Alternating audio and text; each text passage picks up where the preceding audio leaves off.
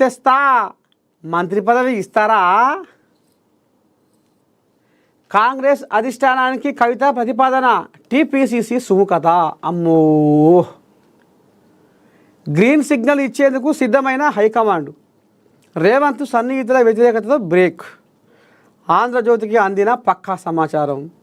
Journalism కాదు షాడిజం అని కవిత రుసరుస.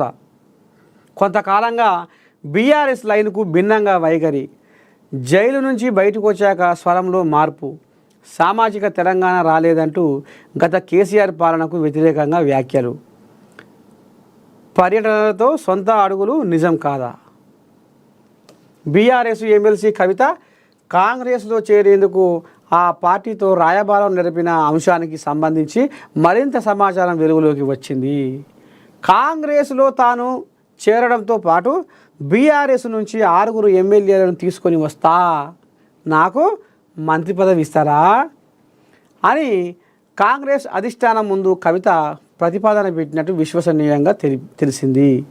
ఇందుకు సంబంధించి ఆంధ్రజ్యోతికి పక్కాగా సమాచారం అందింది. కాంగ్రెస్ అధిష్టానం ముందు తన ప్రతిపాదనను పెట్టి చర్చించే విధంగా పావులు కదిపారు. మంత్రి పదవికి సంబంధించి తన అభిమతాన్ని కాంగ్రెస్ పెద్దల ముందు ఉంచారు. కాంగ్రెస్ అధిష్టానం కూడా గ్రీన్ సిగ్నల్ ఇచ్చేందుకు సిద్ధమైందని తెలిసింది.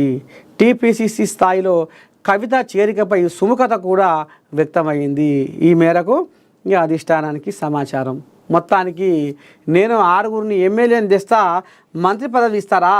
చూసిరా, రాజకీయం చల్లకుండా అబ్బా రాజకీయం ఇంత కాడికి, ఈ రాజకీయం చేయబట్టి రక్త సంబంధాలు 7 కాడికి పగ్గం పాడైపోతున్నాయి, తెగిపోతున్నాయి. అయ్యో బిడ్డ అలిగినవా, నువ్వు అలిగితే ఎట్లా బిడ్డ, రా బిడ్డ నేను ఏం చిన్నసూపు చూడ రా అని 2 దూతలు పంపిస్తే కేసీరావు ఆ దూతల మాట కూడా ఈమె పక్కకు పెట్టేసింది. మీరెవరా నాకు చెప్పడానికి అన్నాడు. అయ్యో మీ అయ్యా ఇంతకాలం మమ్మల్ని దోలిండమ్మా, ఏం చెప్తావో చెప్పమ్మా, మీ అయ్య చెవిలో ఏం వేయాలో వేస్తాము, నీ బాధ ఏందో చెప్పు, నీ కథ ఏందో చెప్పు అంటే ఇక ఈమె అసలు మీ లెక్కే లేదు అన్నట్టుగా ఇక వాళ్ళని తోకకోసి పంపింది. ఇక ఇప్పుడు నేను 6 ఎమ్మెల్యేని తీసుకొస్తా, మంత్రి పదవి ఇస్తారా అనే కాడికి వచ్చింది కథ. ఇక ఎందుకంటే మరి అది కూడా క్లైమాక్స్కి వచ్చింది కదా. ఇక రేపో మాపో మూతి కాడికి వచ్చింది.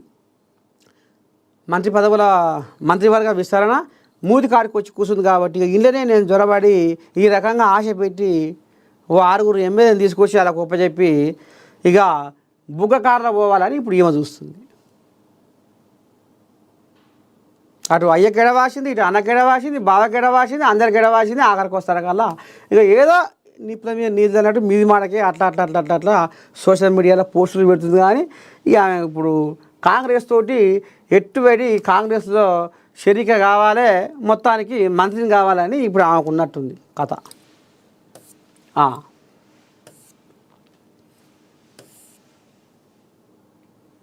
అమ్మ నేను దండం పెడితే మళ్ళీ ఒక శుభవార్త వచ్చింది. వరి నాట్ల సమయానికి రైతు భరోసా, అత్యధికంగా ధాన్యం పండించే రాష్ట్రంగా తెలంగాణ. మంత్రి తుమ్మల నాగేశ్వరరావు సారు జర్ర ఇయ్యిరి. ఎందుకంటే ఇప్పటికే జనాలు 6 బార్ అరుచుకుంటారు. ఏమాయ రైతు భరోసా, ఏమాయ రైతు భరోసా, ఎట్లా ఏమాయ ఎటు పోయిరి, ఏమన్నా అంటే సంసారం వెళ్తలేదు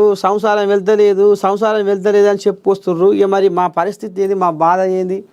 రైతు భరోసా అని 3 ఎకరాల వరకే వచ్చి ఆపే మాకు రైతు భరోసా ఎప్పుడు పడుతుంది, ఈసారన్నా ఆనకాలం పెట్టుబడి కన్నా అంతదా అని ఎదురు చూస్తున్నారు సారు జర్ర. మరి ఈసారన్నా రైతు భరోసా ఇక మరి రైతుల అకౌంట్లలో వేసి ఇక మాట నిలబెట్టుకోరి. ఎవరెవరి భూమి ఎక్కడెక్కడ